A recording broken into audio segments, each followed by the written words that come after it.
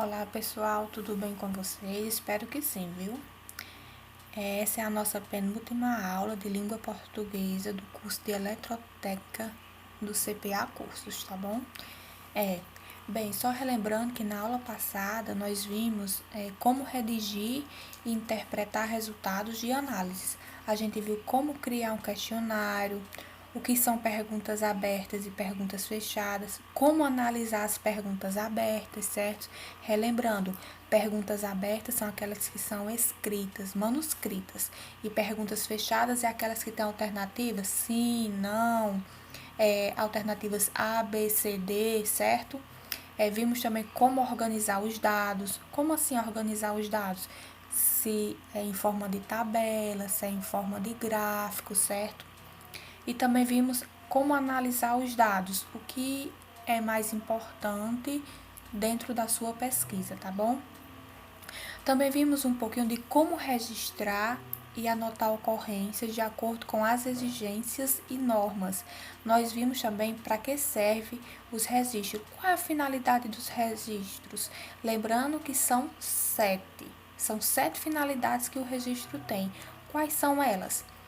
A partilha de informações, garantia de qualidade, relatório permanente, evidência legal, ensino e pesquisa, auditoria e as proibições. Lembre-se bem disso, viu? É assunto da nossa segunda avaliação, tá bom? Relembrando cada uma das finalidades de registro. Para que é que serve a partilha de informações? Bem, como se você é uma empresa, para que é que serve a partilha de informações? Se você vai no campo realizar uma tarefa, é interessante que você note, faça anotações para a pessoa seguinte que for lá saber o que já aconteceu naquela comunidade, naquele canto que você foi. Garantia de qualidade. Bem, você vai prestar um serviço e não vai ter nenhuma qualidade de serviço? Estranho, né? Relatório permanente. Bem, o relatório permanente é um documento, é algo que fica na empresa, é registro da empresa. Evidência legal. Então, tudo que você fizer, que você realizar lá, tem que ser legal, dentro da lei. Ensino e pesquisa. E lembra daquele relatório permanente? Se alguém vai à sua empresa, a empresa que você presta serviço, fazer uma pesquisa, como é a empresa, como funciona, como é a forma de trabalho de vocês, aquele relatório que serviu como registro de informação, agora vai servir também como pesquisa para aquela pessoa que foi lá. Tem auditoria e as proibições também, tá bom? Vimos também as regras importantes para a elaboração das anotações do eletrotécnico. Já aí são 5 regras. Quais são elas, professoras? É a precisão, a concisão, a eficácia, a atualização e a organização. Lembrando que isso daqui também é assunto de prova, tá bom? Da nossa segunda e última avaliação, tá ok? Nós também ficamos, na aula passada, a gente não concluiu o assunto, dominar a linguagem técnica operacional da área, certo? Que foi aqui, ó. Vou só voltar o slide um pouquinho, tá bom? Ó, na aula passada a gente ficou nessa imagem, tá bom? Eu vou voltar aqui só um pouquinho pra gente dar início, tá bom? Ó, a gente não concluiu esse tópico. Lembrando que o curso de vocês são 14 tópicos dentro da língua portuguesa, tá bom? E nesses 14 tópicos a gente está no 10º, tá bom? A gente não concluiu na aula passada o 10º tópico, eu vou só apenas relembrar, tá bom? Até onde a gente parou. Ó, só lendo aqui. Dominar a linguagem técnico-operacional da área. A linguagem técnica pode ser tratada como uma linguagem que é usada de acordo com a ocasião e a situação, dependendo do público que será atingido. Se você está no seu ambiente de trabalho e chega uma pessoa assim que ela digamos que ela seja leiga no assunto, que ela não entende muito bem. Você não pode colocar uma linguagem técnica da sua área, aquela linguagem dura, que só quem vai compreender é um técnico da área, uma pessoa que trabalha na área. Você vai ter que usar uma linguagem mais clara, uma linguagem mais objetiva, uma linguagem mais concisa, tá certo? Porque, olha, dependendo do público que será atingido. No caso aí, o exemplo que eu dei foi uma pessoa que chegou que ela não tem tanto conhecimento daquele seu trabalho, então você vai usar uma linguagem menos rebuscada, uma linguagem menos técnica da sua área, tá bom? Olha o nosso exemplo aqui. É uma rinite com cefaleias e uma rinorreia importante. E nós temos o médico, né?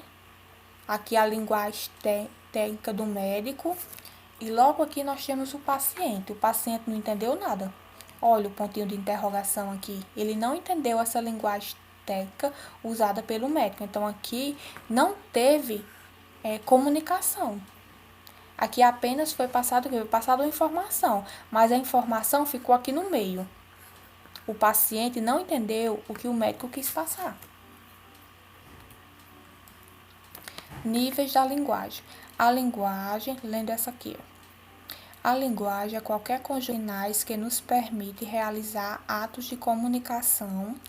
Dependendo dos sinais escolhidos, teremos uma comunicação verbal, visual, auditiva e etc. Comunicação visual.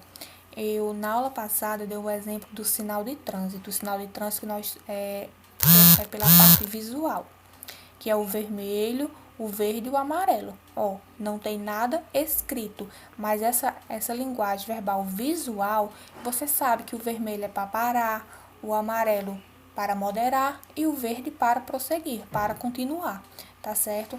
A auditiva é um carro de som passando avisando alguma coisa na rua, é uma linguagem. E assim tem entre outras, ó, e o etc. aí entre o quê? Entre os panfletos que são entregues no meio da rua, os outdoor, certo? Os cartazes, tudo isso daí é o quê? Uma linguagem. Lendo esse tópico aqui, a linguagem que mais utilizamos para praticar atos de comunicação é a língua, que é um conjunto de palavras e regras para a combinação dessas palavras, utilizado pelos membros de uma comunidade. A língua, a fala, a oralidade, certo? Essa parte aqui. Dá-se o nome de fala à utilização que cada membro da comunidade faz da língua, tanto na forma oral quanto na escrita. Quer dizer, tanto na oralidade, na fala, quanto na escrita. A forma oral se caracteriza por maior espontaneidade do que a forma escrita. Dessa forma, em decorrência do caráter individual da fala, pode-se observar que ela possui vários níveis. Segue abaixo os mais utilizados. Não são os únicos, são os mais utilizados, certo? Ó, formal culto. O formal culto é o nível de fala utilizado pelas pessoas cultas em situações formais, caracteriza-se por um cuidado maior com o vocabulário e pela obediência às regras estabelecidas. Observe o exemplo abaixo. Gente, esse formal culto é aquela que a gramática normativa, que é a gramática que nos rege, ela é colocada, tá bom? A forma de escrever corretamente, a forma de ler corretamente, a forma de se expressar corretamente. E essa forma oculta depende também, gente, do público a que a gente está se comunicando naquele momento. Vamos ler o exemplo. Depois da campanha mais disputada e volátil dos últimos tempos, os resultados parciais de apuração e as projeções dão a vitória ao democrata Bill Clinton nas eleições à presidência dos Estados Unidos, realizadas ontem. Veja aí, ó, a gramática está bem colocada, está bem contextualizada. Estamos falando da eleição, no caso dos Estados Unidos, o candidato Bill Clinton, certo? A pontuação está tudo dentro da norma, dentro da gramática normativa, tá bom? Lembrando que eu só estou relembrando os últimos minutos da aula passada, tá bom? Aqui foi o nosso exemplo, a gente ficou nesse exemplo. Vou ler aqui, ó. Veja que belos movimentos elípticos fazem essas ondas, meu caro amigo. Pega lá, emos nesse instante ou mais tardiamente. Veja aqui, ó, esta gramática aqui está bem aplicada, está na gramática normativa, é a forma culta da palavra, está tudo muito correto aqui. Só que aqui, quem é o público? O público-alvo está sendo esse surfista aqui. Olha a cara dele. Ele está entendendo alguma coisa? Além da gramática que está super correta, é o ambiente de se usar uma gramática super correta, de acordo com a gramática normativa, de acordo com a forma, com a linguagem culta? Não, não é. Então, mais uma vez, a gente tem que saber o local, com quem usar, a hora de usar a nossa gramática correta, tá bom? Não é em todo lugar que você vai estar usando a formalidade, tá bom? E veja também a forma como ele está vestido. Está de acordo com o ambiente? É desta forma que se vai a uma praia? Então, aqui nós temos tanto a linguagem que não está coerente com o ambiente, com a pessoa ser utilizada, como a forma de se vestir não está adequada ao ambiente. A língua aí está tanto inadequada quanto a roupa de quem está pronunciando também está inadequada para o ambiente, tá bom? Então, não é porque a gramática formal, porque a gramática normativa, ela é correta que eu tenho que estar usando abre aspas, a torta e a direita, fecha aspas. Não posso, certo? Temos que saber o local de usar, o momento de usar e as pessoas com quem usar. Agora, nós vamos dar início à aula de hoje, tá bom? Dando continuidade a esse assunto que não ficou concluído na aula passada. Lembrando também que eu estarei disponível para dúvidas, tá, pessoal? Pode ser no grupo ou no PV, como vocês preferirem. Continuação da aula passada. Nós temos aí também, lembrando que na aula passada a gente falou da linguagem formal culta. Hoje nós vamos falar da linguagem informal, coloquial ou popular. Ela tem esses dois nomezinhos também, são conhecidos também por esses dois nomes. E também temos a técnico profissional, certo? Lendo essa parte aqui. Informal, coloquial, popular. É a fala que a maioria das pessoas utiliza no seu dia a dia, sobretudo nas situações mais formais. Caracteriza-se pela espontaneidade, pois não existe uma preocupação com as normas estabelecidas pela comunidade linguística. Observe o exemplo abaixo. Aqui, ó. Sei lá, acho que tudo vai ficar legal. Para que então ficar esquentando tanto? Me parece que as coisas no fim sempre dão certo. Aqui você já veja que é uma linguagem, já começa com tipo uma gíria. Acho que tudo vai ficar legal. Para que então ficar esquentando tanto? Me parece que as coisas no fim sempre dão certo. Quer dizer, é uma linguagem mais do dia a dia, uma linguagem mais popular, uma linguagem sem tanto cuidado na gramática normativa, certo? Aquelas partes também, a parte da gíria também entra aqui dentro, aquela parte da comunicação assim, entre amigos, que não tem tanto cuidado, também entra aqui na linguagem formal, tá bom? Técnico profissional. Lembra do nosso exemplinho lá em cima, da linguagem que o médico falou para o paciente? Entre as técnico profissional é a fala que alguns profissionais tipo advogados, economistas, médicos, utiliza no exercício de suas atividades profissionais. Observe o exemplo abaixo. Aqui, gente, o exemplo. Vamos direto ao assunto.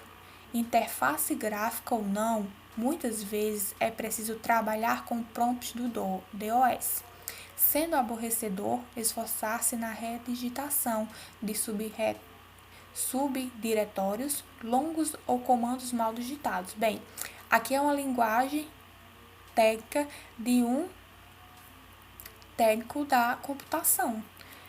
O que seria interface gráfica, prompt do DOS, comandos mal digitados, Para uma pessoa leiga que não entende muito de computação, assim tipo eu, não vai entender isso não, gente. Então, é complicado essa linguagem técnica. Quem vai entender é outro técnico da área da informação, da área da informática.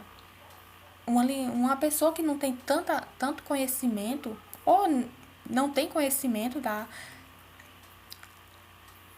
desta área, fica difícil compreender o que a pessoa quis passar para você. Então, ó, mais uma vez, você sempre falar corretamente dentro da gramática normativa, sempre falar com a palavra, sempre ter a linguagem técnica na ponta da língua. Isso não significa deter o saber, não, certo? O que é deter o saber? É você saber se expressar, saber falar no momento certo, na hora certa e com as pessoas certas, tá bom?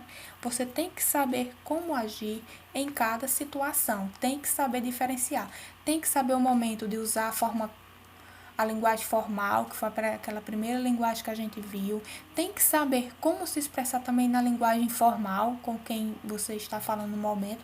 Tem que saber também a técnica, o profissional da sua área também, certo? Então, tem um momento de cada coisa. Tem um momento de você se expressar adequadamente em cada situação. Olha um exemplinho aqui. Primeiro dia. Hoje é o dia e já vou logo avisando. Georgina, nós acordamos às 7 horas e tomamos café às 7h15. Aí Georgina, com toda a calma, toda a paciência, responde: não precisa se preocupar comigo, não, patroa. E eu só acordo às 9. Quer dizer, a comunicação aí entre digamos, a patroa e a empregada teve êxito. O que foi que a patroa quis dizer? E o que foi que digamos aí, que a empregada entendeu?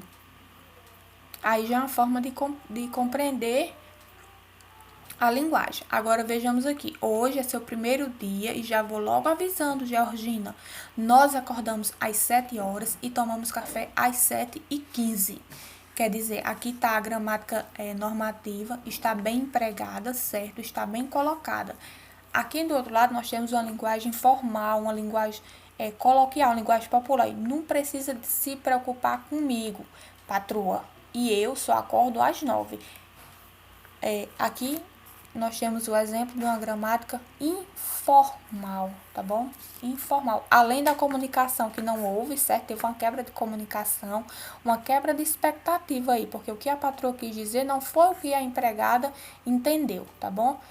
Além disso, ainda observamos a questão da escrita. Está correto? Não está correto. Dito com a gramática normativa. Mais uma vez, gente, de acordo com a gramática normativa. Ó. Lembra o nosso primeiro exemplo, que foi o médico, que é a linguagem técnica, e aqui é a linguagem comum. Vamos de novo, vou ler de novo a linguagem técnica. É uma rinite com cefaleias e uma rinorreia importante. Aqui nós temos o nosso paciente com pontinho de interrogação aqui, dizendo que não teve uma comunicação coerente, não teve êxito na comunicação. Ele disse tudo o que estava acontecendo, mas o paciente não entendeu nada.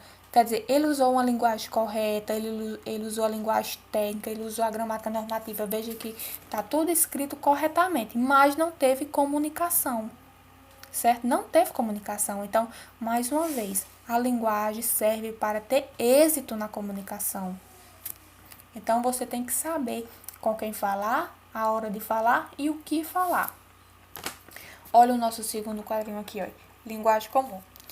O médico fala ao paciente o seguinte: é uma constipação, dói-lhe a cabeça e tem o nariz a pingar. O paciente, ó, já teve um ponto de exclamação, tipo, é tipo assim, o paciente tá pensando, isso mesmo, acontece isso mesmo, o que o médico acabou de dizer. Foi numa linguagem o quê? Numa linguagem mais comum. Comum a quem? Comum ao paciente. Não é que ele falando dessa forma está incorreto. Não, não está incorreto. Está dentro de uma linguagem a qual o paciente possa entender o que o médico está dizendo. Gente, porque se você vai se consultar e o médico não fala de acordo com o que você entenda, você vai sair de lá com muitas dúvidas, né? Então, não é coerente que isso aconteça. Funções da linguagem. Bem, essa parte aqui eu vou passar ela bem devagarzinho. Essa aqui é assunto de prova, tá, gente? Assunto da nossa segunda avaliação. Terminamos a parte da linguagem técnico-operacional, certo? Que a gente viu. E agora vamos para as funções da linguagem. O modo, lendo essa parte aqui. O modo como a linguagem se organiza está diretamente ligado à função que se deseja dar a ela. Isto é, a intenção do autor. A intenção do autor, gente, a intenção de quem escreve. Se eu quero passar emoção, então eu tenho que escrever palavras que dê emoção a quem vai ler. Se eu quero passar algo como eu esteja com raiva, então eu tenho que escrever palavras que dê a entender que eu estou com raiva, tá bom? A questão da influencia muito também, tá bom? Para os 6 componentes da comunicação, nós temos também 6 funções. E quais são essas funções? Nós temos aqui, primeiro nós temos os componentes, que é o emissor, receptor, mensagem, referente, código e canal. O que é o emissor? O emissor é aquele que transmite a mensagem. No caso aqui, quem é o emissor dessa videoaula? No caso, o emissor no momento está sendo eu, professor, estou realizando a videoaula, certo? Quem é o receptor? Aquele com quem o emissor se comunica. Com quem eu estou me comunicando? Estou me comunicando com os alunos do curso de Eletrotécnica do CPA Cursos, tá certo? A mensagem é aquilo que se transmite ao receptor. No caso aqui, eu estou passando a mensagem da disciplina de língua portuguesa. Quem é o referente? Referente ao assunto. Qual é o assunto do momento? Funções da linguagem. Código. Código é a convenção social que permite ao receptor compreender a mensagem. No caso aqui, a mensagem está o código que eu estou utilizando é a fala. Eu estou usando a oralidade para falar com vocês. Qual é o canal? É o meu ofício que conduz a mensagem ao receptor. De que forma vocês estão recebendo essa mensagem? A professora, estou recebendo de forma de videoaula. Certo? Videoaula, no caso, aulas gravadas. Beleza? Emissor, quem fala, receptor, quem recebe mensagem, o que está sendo veiculado naquele momento. Referente é o assunto, o código, como essa mensagem está chegando até você.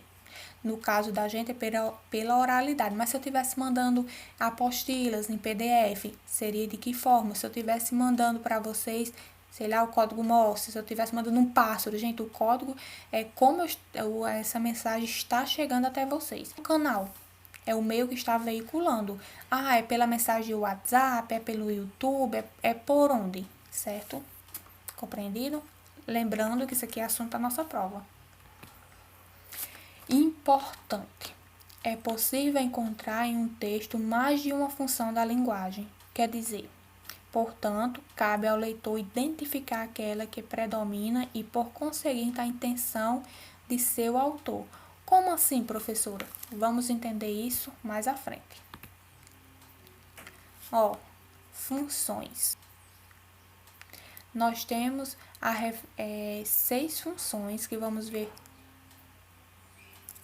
cada uma. Cada uma separadamente, certo?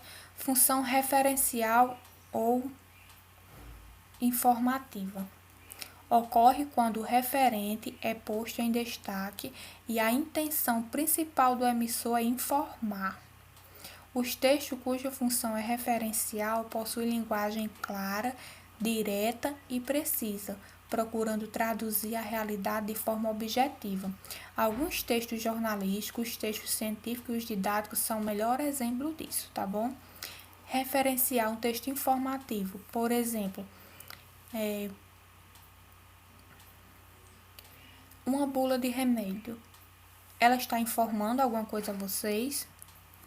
Aqui, por exemplo, o texto jornalístico, quando você vai no texto jornalístico que tem a parte de esportes no jornal, tá lhe informando alguma coisa. O texto científico.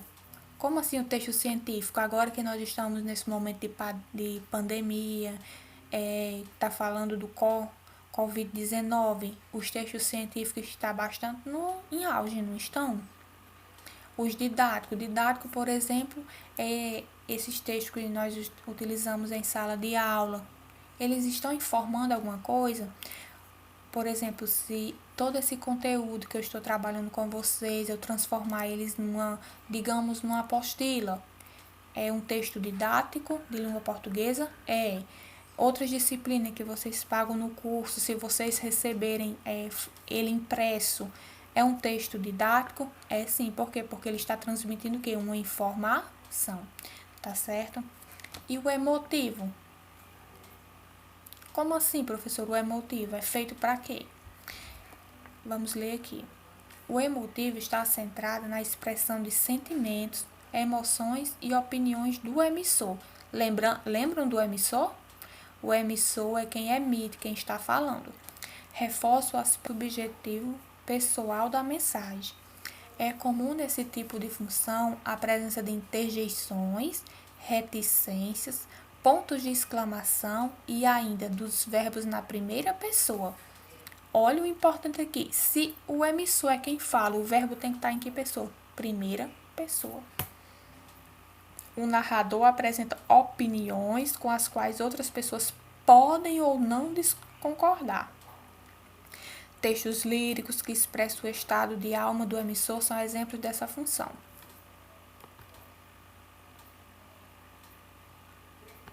Deixa eu voltar aqui. Por exemplo, aqui quando eu tenho aquela propaganda, deixa eu ver, pronto, lembrei, aquela compre batom, é uma função emotiva e no mesmo instante apelativa também, não é? Que eu estou, além de eu estar fazendo a propaganda do batom ali, eu estou ainda influenciando ele a comprar. A função conativa ou apelativa. Essa função conativa ou apelativa, ela é ligada diretamente ao receptor. Lembra? Emissor, quem emite. Primeira pessoa, receptor, quem recebe a mensagem.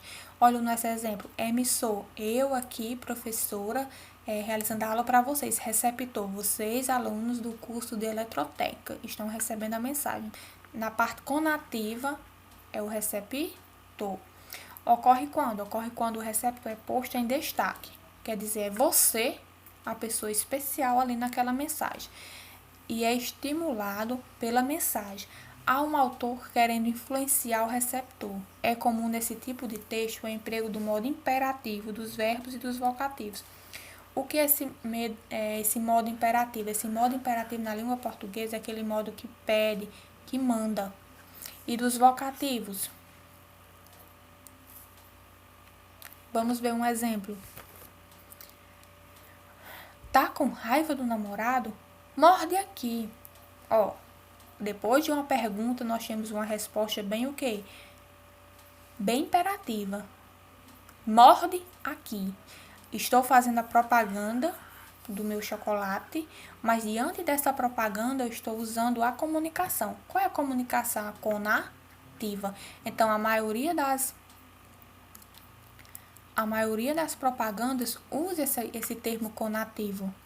Vão lembrando aí as propagandas, principalmente as propagandas de cerveja. As propagandas de cerveja são feitas para quem? Para o emissor, que no caso o emissor é quem fabrica a cerveja, ou para o receptor, que o receptor é vocês, no caso os consumidores. Quem é posto em destaque aí são o emissor, que no caso o emissor da propaganda de cerveja é o fabricante, ou é o receptor, que é o consumidor? Aqui no nosso caso também, no exemplo que eu quero, é do chocolate. Quem está mais em evidência? É o chocolate, o fabricante do chocolate, no caso aqui é a Garoto, ou é você, o consumidor, que vai comer e comprar o chocolate? Então, aqui para o seu chocolate ser mais, digamos assim, veiculado, vendido, consumido, tá com raiva do namorado, morde aqui. É uma forma o quê? Uma forma, digamos, uma forma mais engraçada de divulgar o chocolate, mas com a intenção. Qual é essa intenção? Vender. A intenção é vender o produto, tá certo? A metalinguística. Gente, essa função metalinguística é o quê? É eu falar de algo que está acontecendo naquele momento. Exemplo, é um filme contando a história de um filme. É um repórter fazendo uma reportagem de outro repórter. Certo? Vamos ler aqui para melhor compreensão. Tem como função realçar o código. Lembra o que é o código? O código é o assunto. Quando este é utilizado como assunto ou explica a si mesmo, por exemplo, quando um poema reflete sobre a criação poética, um filme tematiza o próprio cinema, ou um programa de televisão debate o papel social da televisão, quer dizer, é o código falando do código, é o assunto falando do assunto. Vamos aqui ao nosso querido Calvin. Oi, eu, Calvin. Como vai? Belo dia lá fora. Não? E é. Ouça, eu suponho que você deve estar pensando por que eu liguei. Oi, eu, Calvin. Se foi ele que ligou, ele tá falando que é quem? Que é o Calvin. Então, é ele falando dele mesmo, viu? Ele, o Calvin, falando que é ele mesmo. A fática. A fática é o canal. Lembra o canal? No nosso canal são aulas gravadas. O canal é como a mensagem chega até você. No caso da nossa aula, como é que essa aula está chegando até você? Fática ocorre quando o canal é posto em destaque. A função é testar o canal de comunicação. Acontece nos cumprimentos diários, nas primeiras palavras de uma aula, nos cumprimentos diários. Olá, bom dia, tudo bem? Quer dizer, o canal. Naquele caso, você está usando o que? A fala, a oralidade. Nas primeiras palavras de uma aula. Quando eu iniciei a aula, eu falei, olá pessoal, olá alunos do curso de eletrotécnica do CPA Cursos, quer dizer, foi a forma como eu cheguei até você. Eu não iniciei a aula dizendo, hoje a aula é isso. Não foi assim. É o mesmo caso, quando você chega na casa de um conhecido, você já chega, abre a porta e entra? Não, primeiro você dá uma batidinha, toca a campainha, fala, dá um bom dia, uma boa tarde, uma boa noite, pergunta se está bem, e assim vai adentrando em outras conversas, certo? Olha o nosso exemplozinho aí. Alô?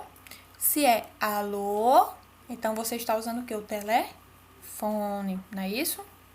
Então, o nosso canal aí está sendo o que? O telefone, tá bom? Poética. Vou lê-la aqui. Podemos encontrá-la nos casos em que o emissor enfatiza a construção, a elaboração da mensagem, por meio da escolha de palavras que realçam a sonoridade pelo uso de expressões imprecisas. O texto não é objetivo, traz uma fala cheia de rodeios, transmite pouca informação. A função poética ocorre tanto em prosa como em verso. Gente, a função poética é como as palavras são ditas, são proferidas, como as palavras chegam até você, certo? Olha o nosso exemplozinho. Aqui, além das palavras, eu tenho a forma como ela está escrita, tá bom? Além das palavras, eu tenho a forma como ela está escrita. Vou ler. Não, na tarde fria de julho, voa o cheiro, o barulho do café descendo quente pelo bule reluzente. E me pergunto já em prosa, existe coisa mais gostosa? E veja que é como se fosse um modelo de uma xícara de café. As palavras estão como se fosse o café, esfumação, como se o café estivesse quente. E me pergunto já em prosa, existe coisa mais gostosa? E o ponto de interrogação transformou-se em quê? na azia da xícara, na asa da xícara, né, popularmente falando. Então, aí, além da função das palavras, eu tenho a função que a imagem também, a imagem que a gente vê aqui, na verdade, quando você olha para esse slide, a primeira coisa que você vê é a imagem. Você já olha numa xícara, já vê uma xícara com alguma coisa dentro que está quente. Quando você lê, a mensagem que passa que é o quê? Que é um café, tá bom? Então, a mensagem poética, ela transmite, além da mensagem, veja aqui, além da escolha de palavras que realçam a sonoridade e pelo uso de expressões imprecisas, a sonoridade, e pelo uso de expressões imprecisas. A sonoridade, gente, é quando a rima, a melodia, tá bom? E pelo uso de expressões imprecisas, é isso que a gente acabou de ver aí. Na hora que você vê a imagem, antes de você ler, você já vê que é uma xícara e nela tem alguma coisa que tá quente, certo? Pense nas necessidades do leitor. Como assim, professora, pensar nas necessidades do leitor? Bem, se eu trabalho em uma empresa e eu preciso vender o meu produto, qual tipo de linguagem eu vou utilizar com eles? É a linguagem metalinguística, que é falar daquele produto em cima do produto? É a forma poética, que foi essa que a gente acabou de ver? Eu quero induzir o meu leitor? É a forma conativa, eu quero apelar para que aquele produto seja vendido. Lembra do nosso chocolate lá, da serenata de amor? É dessa forma que eu quero chegar até o meu leitor. Então, pense nas necessidades do leitor. Ou eu quero apenas informar sobre algo. Só apenas passar a informação. Então, tenho que saber a quem aquilo vai se destinar e de que forma vai chegar. De que forma vai chegar o canal. Eu vou usar em forma de panfleto, vou usar em forma de vídeo, em outdoor, quer dizer, eu tenho que pensar tudo isso, tá bom? Ao escrever, pensem, lendo aqui, ao escrever, pense em quem será o seu leitor típico, quer dizer, aquela informação vai servir para quem? Identifique o que ele já sabe sobre e que explicações adicionais são necessárias. O objetivo na escrita técnica é explicar o que é, como e por que funciona, o que descobriu ou por que os resultados foram ou não os previstos. Adapte o grau de profundidade e o nível do texto ao tipo de audiência que espera ter. Então, aqui você vai escolher o seu público, vai escolher o seu produto, de que forma você quer que isso chegue até ele. Ele quem? O seu leitor. Aqui no caso do exemplo, o seu leitor, o seu público-alvo, tá bom? Lembre-se, lendo aqui, lembre-se que deve focar a atenção do leitor sobre alguns aspectos relevantes e não adormecê-lo com uma coleção enciclopédica de dados técnicos. Gente, aqui é aquela parte que seja concisa. Se você vai escrever sobre alguma coisa para um leitor, que seja breve, que seja conciso, que seja relevante ao que você está querendo passar. Você não deve fazer uma coleção de enciclopédica. Para quem não sabe, uma coleção de coleção enciclopédica é algo longo e cansativo, viu? Então, nós não queremos que nosso leitor que se canse. E dados técnicos, lembra aquela linguagem técnica? A gente tem que saber o momento de usar, certo? Evite a todo custo apresentar mais informações do que é estritamente necessária para justificar o seu argumento. Quer dizer, se você quer defender algum assunto ou acusar, você tem que usar o que? Estritamente necessário. O estritamente necessário. Para quê? Para que aquele seu bate-papo, para que aquele seu texto que está sendo escrito não seja o quê? Não vire uma enciclopédia, certo? Não vire um argumento pesado. Todos os dados remanescentes devem ser remetidos para uma bibliografia adequada. Como assim, bibliografia adequada? O documento tem que ser adequado ao leitor. Se o seu foco é a atenção ao leitor, então a bibliografia deve ser o que? Adequada àquela situação. vamos voltar. Se você vai fazer uma análise de campo, você tem que fazer tudo de acordo com a análise de campo. Se você vai fazer um relatório, então que siga as regras de um relatório. Se você vai vender um produto, então você tem que se adequar àquele produto, o ambiente a que aquele produto está, aqui ele vai pertencer e se aquele público que está lá vai querer aquele produto, tá certo? Então, tudo tem que ser adequado. Respeite os seguintes pontos. Veja, esses pontos aqui é assunto de prova, viu? Veja os seguintes pontos: clareza, objetividade, completo, coerência, honestidade, ordem, rigor, versatilidade.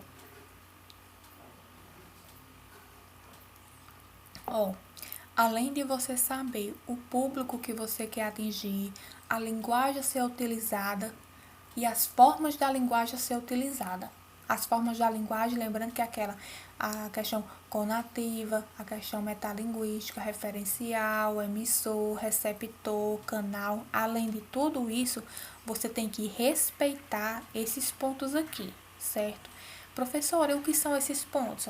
A clareza, a gente até já trabalhou, mas vou relembrar. A clareza, ser claro no que você quer veicular, no que você quer passar para o seu cliente, para o seu leitor, para a pessoa que você está falando naquele momento. Você tem que ser claro, tem que ser objetivo. Nada de estar jogando palavras ao vento, tá bom? Objetividade. Gente, se você quer falar um assunto, pronto, chegue e fale. Como diz o ditado, não fica rodeando, não, tá bom? Seja breve, seja objetivo. Completo. Completo é você falar o assunto na completitude.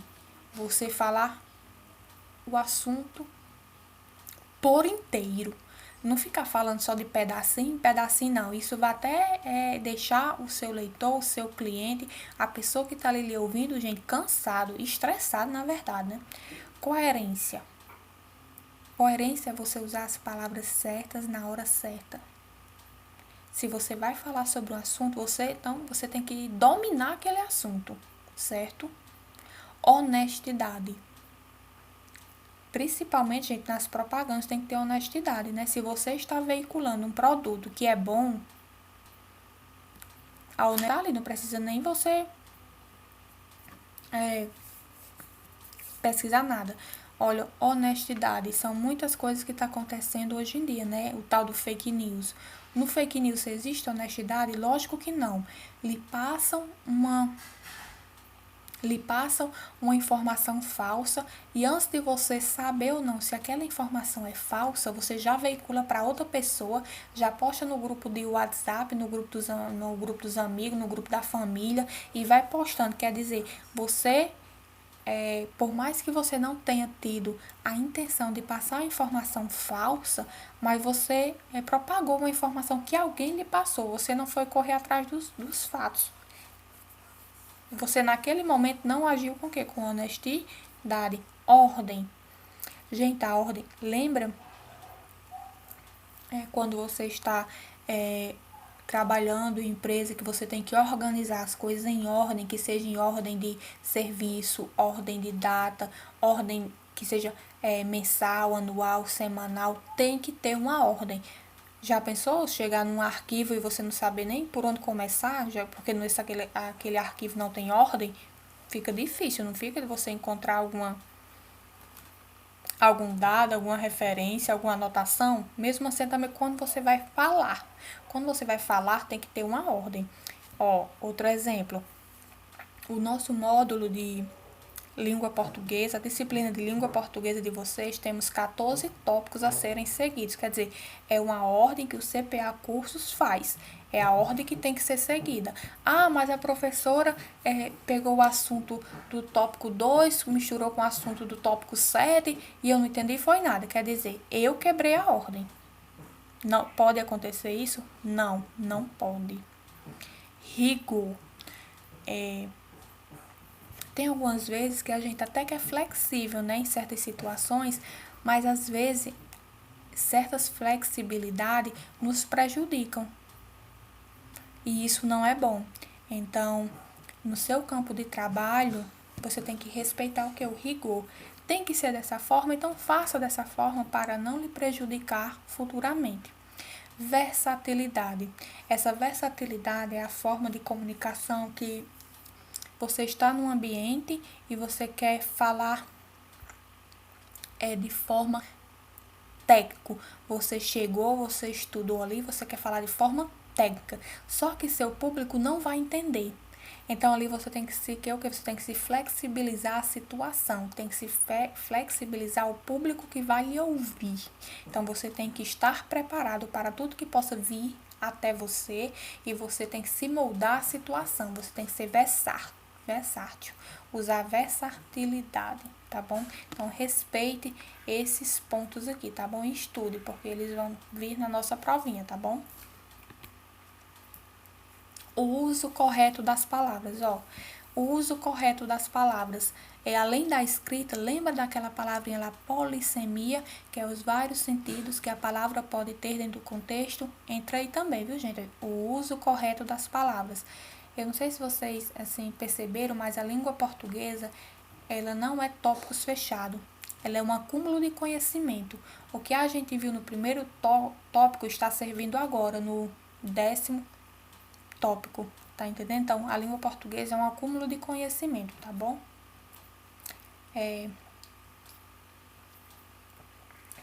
Lendo aqui, instrumento de persuasão. Uma mensagem coerente, apresenta num texto bem redigido, pode ter um forte impacto nos leitores. Tão importante como as ideias é a forma como elas são apresentadas. A escolha das palavras deve ser criteriosa, com o sentido mais próximo possível do usual. Clareza é o critério supremo da escrita, ó. Chamando a atenção só para essa primeira frase aqui, ó. A escrita é um poderoso instrumento de persuasão. Gente, o que é persuasão? Persuasão é persuadir, convencer alguém de alguma coisa que você queira ali naquele momento, tá bom? E persuasão é convencer, tá bom? Então, quando você quer escrever um texto e quer que aquele texto seja bem visto, então você tem que usar palavras certas no momento certo. E as palavras têm que estar o mais próximo possível do usual. Lembrando, na escrita nós temos esse poder do uso correto das palavras, da pontuação, tudo isso nos favorece. Não é como na oralidade. Na oralidade você pode repetir de novo porque a pessoa que está te ouvindo está ali. Você pode usar as mãos, você pode usar os gestos faciais, você pode usar o tom, quer dizer, quando você está dizendo algo com raiva, o tom da sua voz já mostra que você está com raiva. Se você está mais sensível, o tom da sua voz lhe mostra mais sensível. E na escrita não, na escrita a gente tem que ter todo cuidado, por isso o uso correto das palavras. Escrever não é o mesmo que falar, isso a gente até já comentou, não foi numa aula presencial. Se tentasse transcrever uma conversa oral, mesmo entre pessoas, obteria uma boa prosa. Gente, pessoas eruditas são pessoas conhecedoras da gramática normativa, tá bom? Raramente obteria uma boa prosa, uma boa escrita. Embora o objetivo seja o mesmo, escrever é muito diferente de falar. Na linguagem oral, pode-se enfatizar uma ideia através da repetição ou introduzindo mais palavras que as necessárias. Isto porque a pessoa com quem comunicamos está à nossa frente e a sua atenção está garantida. Podemos sempre aferir se ela está acompanhando o que lhe comunicamos. Ó, lendo até aqui, vou só dar uma pausinha, ó, lembrando, ó, quando a gente está na sala de aula, é bem melhor a questão da nossa comunicação. Vocês perguntam, vocês citam um exemplo, quer dizer, talvez a questão do assunto fique até mais melhor para alguns. Já aqui é só eu falando e vocês aí ouvindo, certo? Ah, mas eu acho melhor a aula, esse formato EAD gravado, que eu posso repetir várias vezes. Sim, é bom, mas às vezes tem questões que talvez até você quisesse perguntar ou dar um exemplo naquela hora e que vocês não tem como perguntar, não tem aquela interação, né? Então, ó, a oralidade é diferente da parte escrita. Continuando aqui, ó. Na escrita, estas estratégias são interditas. Aqui, a ênfase é feita à custa do uso de palavras adequadas, da pontuação e da construção estruturada de parágrafos, certo? Então, por isso que o uso correto das palavras. Aqui, concluímos o tópico 10º do nosso módulo e vamos entrar no 11º, tá bom? Leitura e interpretação de textos. Essa leitura e interpretação de textos, gente, vai depender muito do momento que você está lendo, certo? Como você está lendo, se você está cansado, se aquela leitura não você não dita ela como chata, se aquela leitura é prazerosa, se aquela leitura é apenas necessária para você fazer uma atividade. Então, tudo isso vai influenciar na sua interpretação ali, tá bom? Lendo aqui. Você já leu um texto e teve a sensação de que não entendeu nada? Releu novamente e parece que ficou até com nó na cabeça? Confuso e perdido sobre a ideia do texto? Não se assuste. Isso é comum de acontecer com quem tem. Tá, faltou um tem aqui, gente, desculpa. Com quem tem dificuldades de interpretação de texto. Quando eu mandar os slides para você, eu vou acrescentar, tá bom? Desculpa. Quer dizer, a pessoa ler um texto e ter dificuldade, já aconteceu isso com vocês? Olha o nosso exemplo. Se eu pegar, por exemplo, um texto de uma linguagem técnica jurídica, só aquela linguagem de advogado, de juiz, de etc. Eu vou ter dificuldade. Eu vou ter essa mesma sensação aqui, ó. Você já leu um texto e teve a sensação que não entendeu nada, eu vou ter essa mesma sensação. Por que eu vou ter essa mesma sensação? Porque é uma situação que eu não conheço, que não é da minha vivência. Reler novamente parece que ficou com um nó na cabeça. Se eu pegar um livro de matemática, eu vou ficar com esse nó na cabeça. Eu não tenho nem dúvida. Por quê? Porque é um assunto que eu não conheço. Confuso e perdido sobre a ideia do texto, não se assuste. Isso é comum de acontecer com quem tem dificuldade em entender texto. Só que é preciso buscar maneiras de melhorar o seu desempenho nessa área, justamente porque não saber interpretar corretamente um texto pode gerar inúmeros problemas, afetando não só o desenvolvimento profissional, mas também o desenvolvimento pessoal. Quer dizer, anteriormente eu citei um exemplo do texto jurídico, não é da minha área. Não tem como entender. Mas se eu for ler um texto de algum gramático, de alguma pessoa da língua inglesa, se eu não compreender, eu estou afetando o quê? A minha vida profissional e mais futuramente o que? O meu desenvolvimento pessoal. Por quê? Porque eu vou ficar cabisbaixo, vou ficar triste. Vou ficar pensando, poxa, é da minha área, eu não estou entendendo esse autor, o que é que está acontecendo? Eu vou estar me fazendo várias perguntas. Mesmo assim, é da área de vocês. Quando vocês pegarem um texto da área de vocês, ou desenvolvimento profissional da área de vocês não conseguirem ter a completude do conhecimento, aí você o que está afetando a sua área profissional. Mas creio que dificilmente vocês pegando um texto da área de vocês não tenham completude do conhecimento. Isso eu tenho certeza que vocês não vão ter. Por quê? Porque é dentro da área de vocês, certo? Agora, se vocês pegarem um texto de outra área e terem dificuldade, aí sim é normal. Aí vocês vão ler, estudar, aí sim vocês vão passar a compreender, tá bom? Aqui é o nosso pequeno exemplo. Se quando você vai estudar, vai fazer uma leitura, você está assim, cansado, ainda se debruça em cima do livro, aí também fica difícil, né? Compreender na leitura. Então, quando você for estudar, o ambiente tem que estar adequado, não pode estar com barulho. Você não pode estar fazendo a leitura e olhando o WhatsApp. Pensa aí, você está fazendo a leitura e olhando o WhatsApp. Gente, essa leitura vai ser completa, vocês vão entender o que você está lendo? Eu acho difícil, viu? Mas talvez há quem se concentre. No meu caso, eu não consigo, né? Mas talvez há quem se concentre. Tá bom? Então, quando vocês forem também realizar uma leitura, tudo conta. O ambiente conta, até a sua forma emocional. Já pensou se você tiver brigado com o marido, ter brigado aí com o namorado e você for fazer uma leitura? Seus pensamentos vai estar onde, gente? No livro aqui não é. Então, tudo isso conta para ter uma leitura com êxito, certo? Você compreender o que você está lendo. Todo o contexto contribui para isso. Se você está lendo e seu filho está lendo o pé chorando, complicado, né? Vai ser difícil você compreender. Então, vamos ter um ambiente adequado, vamos ter para poder realizar uma leitura adequada. Ambiente adequado, mente também, né? Aí sim você vai obter êxito na sua leitura. Aqui, ó. Entenda que a leitura mecânica é bem diferente da leitura interpretativa. O que é a leitura mecânica? Ler por ler. Eu apenas estou lendo ali. Eu não estou absorvendo aquela leitura. Eu costumo dizer muito para os meus alunos do fundamental que quando eles estiverem realizando a leitura, se imagine ali na leitura.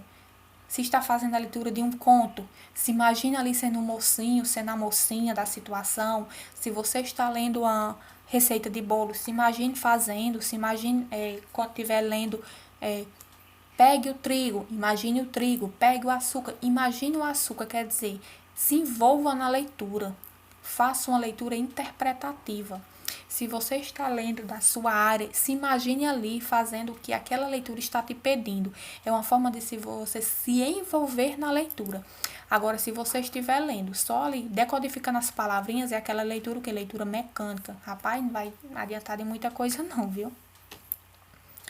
Aqui. Entenda que a leitura mecânica é bem diferente da leitura interpretativa. Você deve se perguntar com que maneira tenho lido um texto. A dificuldade de interpretação é geral e com certeza oriunda da falta de treinamento. Quer dizer, se você também não tem o hábito de ler, vai ficar difícil de você compreender. Então, para você pegar o hábito de ler, você tem que ler pelo menos o que você gosta. Professor, eu só gosto de ler matérias esportivas, porque é a única coisa que me chama a atenção.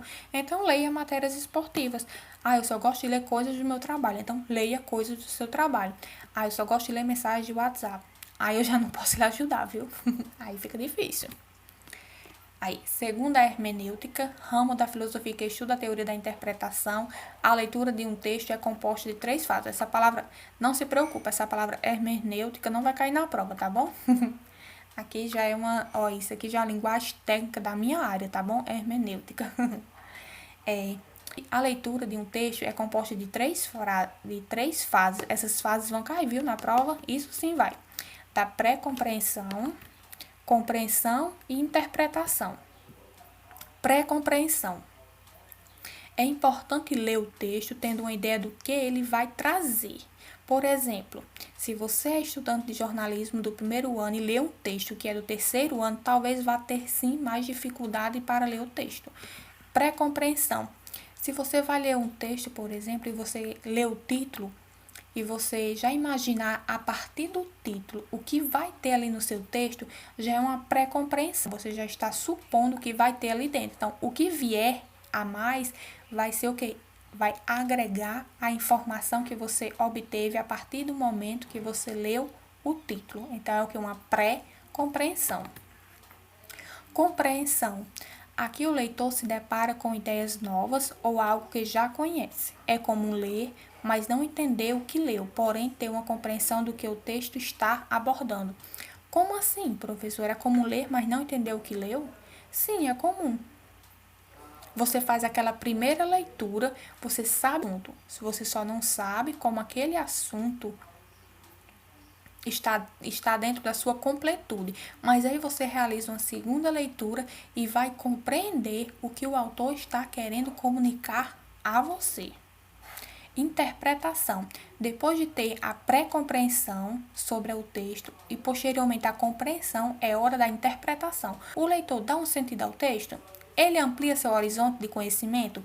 Então, tudo isso você tem que pensar a partir do texto. Ou ele está apenas jogando as informações ali dentro, não está fazendo você refletir. Olha, um texto bom é aquele texto que faz você refletir, faz você questionar, faz você se perguntar, tá bom? Tá certo? Compreendido? Aqui, ó. Mas antes de você saber como interpretar um texto, é fundamental conhecer os tipos textuais de texto.